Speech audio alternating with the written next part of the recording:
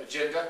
We have done things over the past 2 sessions that were very important in moving this education agenda on. So in spite of the fact that the economy is going to be our focus, don't think that, because that's our focus, that there's not going to be things that we do with respect to the education agenda.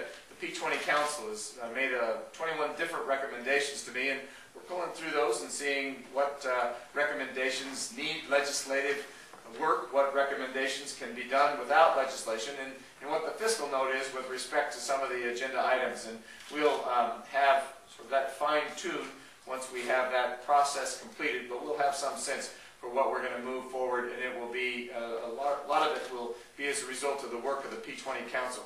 Same with respect to healthcare. And this is, I think, a place of some interest to a lot of people, both nationally and in the state. The economy's in a difficult place, but the President-elect says something that I think bears repeating, that is that just because it should be about jobs, jobs, jobs, we can't take our focus completely away from these other big areas that we need to address where we have significant challenges. And I would include healthcare in that category. So you'll see a healthcare agenda from us.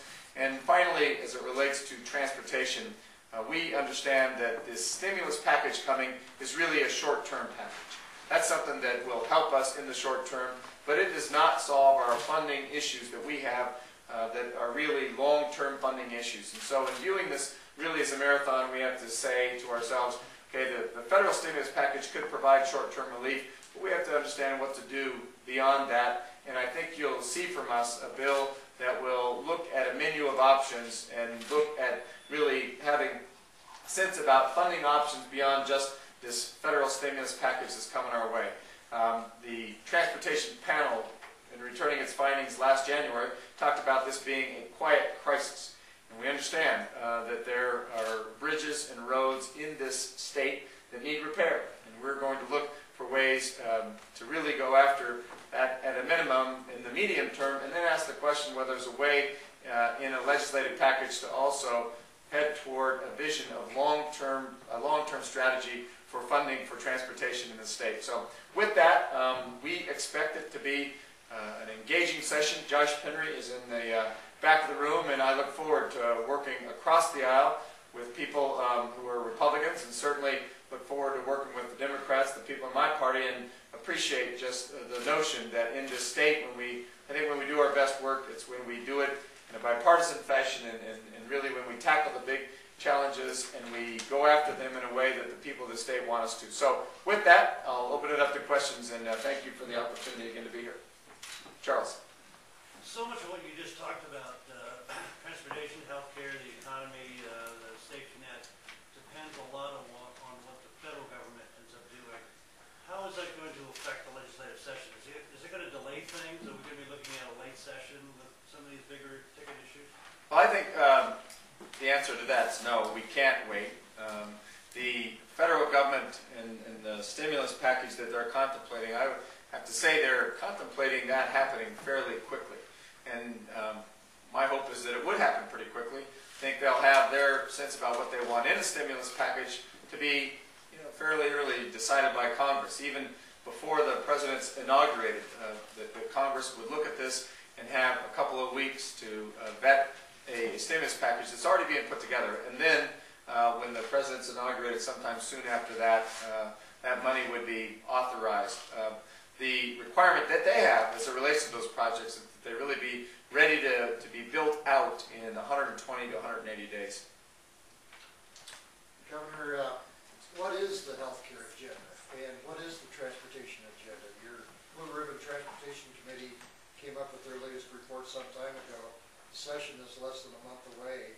When are people going to see the details? Well, we've worked very hard on the details since the end of the last session, and I think, in hopefully the next week before Christmas, you'll see some details as it relates particularly to the transportation agenda. We've done a lot of work in working with people outside the building and talking to people who are really stakeholders and people that really have a sense for policy in both areas, both arenas, in transportation and healthcare. So you'll see that. We'll see it fairly soon. We're having a lot of conversations about that. And again, a lot of conversations outside the building, certainly some conversations inside the building as well about both of those agendas. But the specifics of that, we're still really at the place of trying to fine-tune that. And because of the kind of conversation we're trying to have and the hope that we can do it in a bipartisan way, we really don't want to undermine the chances for this by being more specific about it right now. Yes? Yeah, 2.5% that you've asked the department heads to put, is this something you've asked them to set aside? And how much would that generate? And then the last question, and sorry to keep throwing these things, where is it most likely to come from? And I fear your answer. Well, I think the thing, again, about that is just this was the beginning of a process to have the directors understand that we may have to look at cuts in the beginning of, in the first half of 2009. So 2.5%, if you just think roughly of $8 billion in general fund, 2.5% of that, 1% of $8 billion, right? It's $80 million, and so 2% is 160, and then another 80 onto that. So that's $240 million, right?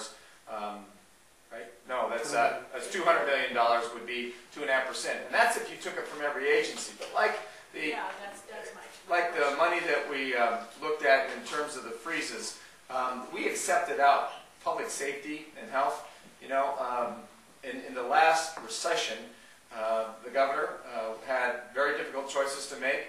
There was some decrease in funding to Department of Corrections. We've been building back at Department of Corrections to get to a place where we had enough corrections officers staffing certain facilities in the state. And so we know that it's difficult to make those cuts and to make them across the board.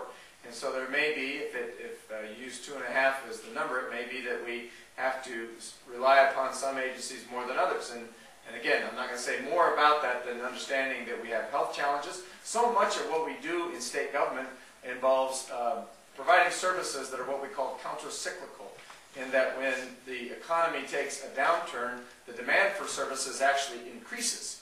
And so think Medicaid or even the state health insurance program, the children's health insurance program. There may be kids moved on to the ranks of the uninsured who were formerly insured. And so there's demand on our services that can increase mental health. Even in the criminal justice system, there are a lot of different ways to think about downturns where you sometimes see increases in demands in those arenas. And so it's difficult to go in and make cuts because that really doubles the kind of pressure that they feel with the cuts when they have increasing caseload and less ability to provide that. Governor, this morning, Russ George said he's expecting only something in the neighborhood of $250 million for CDOT from the stimulus package.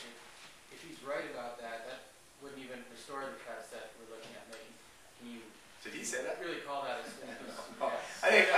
I think that it'd be a hope that there would be a significant amount of money coming. I haven't attached any number to it. That's not a number that Russ and I have talked about. But as you know, because when you don't grow at 6%, you don't get Senate Bill $1. And if you don't get Senate Bill $1, and in addition to that, the federal government reduces the amount of money that we receive as a state by $90 million. They told us that that is true. So both things become true. Then that means the Department of Transportation year to year will be down over $300 million. So your premise is right. The stimulus package were only about $250 million. But we'll see what they do, and we'll see at the end of the day how big it is. There's no sense right now on the part of the states about what the actual size of the stimulus could be. There are a lot of numbers bandied about, but I think we have to give this administration a chance to get its feet on the ground, and during this transition period to look at the different options it has and really decide what's that amount of money that is appropriate